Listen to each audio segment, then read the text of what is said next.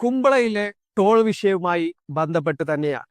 കുമ്പളയിലെ toll വിഷയം ഇങ്ങനെ നിരന്തരമായി കത്തിപ്പടരുന്ന അല്ലെങ്കിൽ അത്തരം ചർച്ചകൾ കേരളത്തിലെങ്ങും നടക്കുന്ന ഒരു പശ്ചാത്തലത്തിൽ കഴിഞ്ഞ ദിവസം ആ സമരത്തിൽ നടന്ന അനിഷ്ട സംഭവത്തിന്റെ പേരിൽ രണ്ടുപേരെ അറസ്റ്റ് ചെയ്യുകയും പിന്നീട് അവർക്ക് ജാമ്യം ലഭിക്കുകയും ചെയ്തു. അവർക്ക് ജാമ്യം ലഭിക്കാൻ വേണ്ട നടപടികൾ സ്വീകരിച്ചത് തങ്ങളാണെന്ന അവകാശവാദവുമായി സമരസമിതി തന്നെ രംഗത്ത് വന്നു. അത് സമര പോരാട്ടങ്ങൾ നയിച്ചവർക്ക് ഐക്യദാർഢ്യമാണ് തങ്ങൾ പ്രഖ്യാപിക്കുന്നത്. അവരുടെ കൂടെ നിൽക്കും. അതുകൊണ്ട് തന്നെ MLA-യും കാസർഗോഡ് മഞ്ചേശ്വരം MLA AK അഷ്റഫും അതുപോലെ തന്നെ ഈ സമരത്തിൽ പ്രധാനപ്പെട്ട കാര്യങ്ങൾ സംസാരിച്ചു കൊണ്ടിരിക്കുന്ന CA സുബൈർ അടക്കമുള്ള ആളുകൾ അവർക്ക് പിന്തുണമായി പോവുകയും ബന്ധപ്പെട്ട നിയമ നടപടികൾ സ്വീകരിച്ചതിന് ശേഷമാണ് അവർക്ക് ജാമ്യം ലഭിച്ചത് എന്നാണ് പറയുന്നത്. പക്ഷേ അവിടെ ആ പ്രശ്നം അങ്ങനെ തന്നെ നിലനിൽക്കുന്നുണ്ട്. ടോൾ വിഷയവുമായി ബന്ധപ്പെട്ട് ഇനി എന്ത് സമരമാണ് നയിക്കാൻ പോകുന്നത്, ഏത് രീതിയിലുള്ള സമരങ്ങളാണ് വരും ദിവസങ്ങളിൽ നടത്താൻ പോകുന്നത് എന്ന് ഇപ്പോഴും സമരസമിതിയോ അല്ലെങ്കിൽ AK അഷ്റഫ് MLA-യോ വ്യക്തമാക്കിയിട്ടില്ല. സമരം ഞങ്ങൾ തുടരുമെന്നുള്ള ഒരു നിലപാടാണ് അവർ പറയുന്നുള്ളത്. എങ്കിൽ ഇനി എന്ത് സമരമാണ് കൊണ്ടുവരാൻ പോകുന്നത്? ടോൾ പ്ലാസയ്ക്കടുത്ത് പന്തൽ കെട്ടിയുള്ള അവിടെ നടത്തുന്ന AK അഷ്റഫിന്റെ നേതൃത്വത്തിൽ നടക്കുന്ന സമരം ഭരണകൂടവും അതുപോലെ തന്നെ പോലീസ് സംവിധാനവും ഇടപെട്ടുകൊണ്ട് നിർത്തലാക്കി കഴിഞ്ഞു. ആ സമരങ്ങൾ തുടരാൻ അനുവദിക്കില്ല എന്നാണ് ഇവിടുത്തെ പോലീസ് സംവിധാനങ്ങൾ പറയുന്നത്, അല്ലെങ്കിൽ ബന്ധപ്പെട്ട ഭരണകൂട സംവിധാനങ്ങൾ, സർക്കാർ സംവിധാനങ്ങൾ പറയുന്നത്.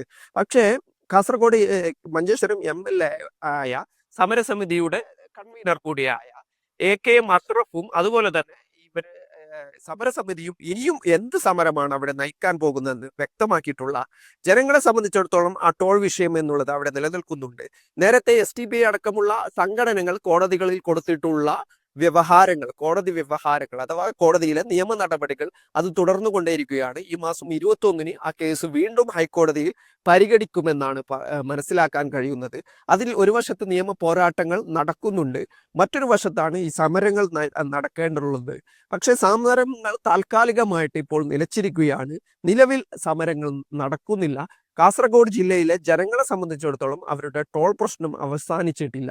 25 കിലോമീറ്റർ ഇടയിൽ രണ്ടിടത്ത് ടോൾ കൊടുക്കേണ്ട ഒരു സാഹചര്യം ഉണ്ടാക്കപ്പെട്ട ഒരു അവസ്ഥയിൽ നിന്നും, ജില്ലയിലെ പ്രത്യേക സാഹചര്യത്തിൽ നിന്നും അവർക്ക് മാറാൻ കഴിഞ്ഞിട്ടില്ല.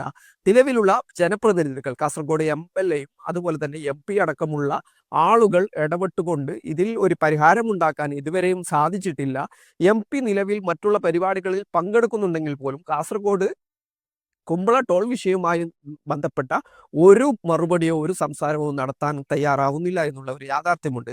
ഇതിൽ മനസ്സിലാക്കേണ്ട ഒരു കാര്യം, കാസർഗോഡിനെ സംബന്ധിച്ചിടത്തോളം രാജ്മോഹൻ ഉണ്ണിത്താൻ എന്നുള്ള MP-യെ സംബന്ധിച്ചിടത്തോളം അദ്ദേഹം സമര പോരാട്ടങ്ങളോ അല്ലെങ്കിൽ സമര വേദികളോ അത്തരം കാര്യങ്ങളോ ചെയ്തുകൊണ്ട് അല്ല അദ്ദേഹം രാഷ്ട്രീയ പ്രവർത്തനത്തിൽ മുമ്പോട്ട് വന്നിട്ടുള്ളത്.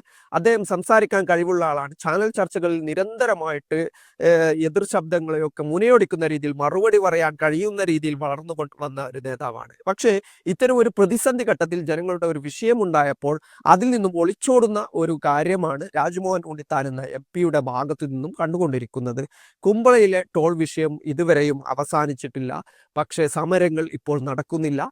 ഈ സമരങ്ങൾ എന്നുള്ളത് താൽക്കാലികമായ ഒരു ഒരു എന്താണ് കേവലം ഒരു തട്ടിക്കൂട്ട് നടപടികൾ മാത്രമാണോ, അല്ലെങ്കിൽ AK അഷ്റഫിന്റെ നേതൃത്വത്തിലോ സമരസമിതിയുടെ നേതൃത്വത്തിലോ കാസർഗോഡിന്റെ ജനപ്രതിനിധികളുടെ നേതൃത്വത്തിലോ ഇതിൽ തീരുമാനമാകുന്നതിന് നിയമപ്രക്രിയ ഒരു ഭാഗത്ത് നടക്കുന്നുണ്ട് എന്നുള്ള കാരണം ചൂണ്ടിക്കാണിക്കൊണ്ടല്ല സമരങ്ങൾ നടക്കുന്നത്. സമരങ്ങൾ നിയമ പ്രക്രിയ നടക്കുമ്പോഴും അല്ലെങ്കിൽ നിയമപരമായിട്ട് ആ കാര്യങ്ങൾ നേടിയിട്ടില്ലെങ്കിൽ പോലും സമരങ്ങൾ എന്നുള്ളത് ജനകീയ ആവശ്യമാണ്, ജനങ്ങളുടെ ആവശ്യമാണ്. അത്തരത്തിൽ നോക്കുമ്പോൾ ഇനിയും ആ കാര്യത്തിൽ ജനങ്ങൾക്ക് അർഹമായ നീതി ലഭിച്ചിട്ടില്ല. പക്ഷേ ഇവിടെ സമരസമിതിയും അതുപോലെ തന്നെ ജനപ്രതിനിധികളും നിശബ്ദരാണ് എന്ന് തന്നെ പറയേണ്ടി വരും.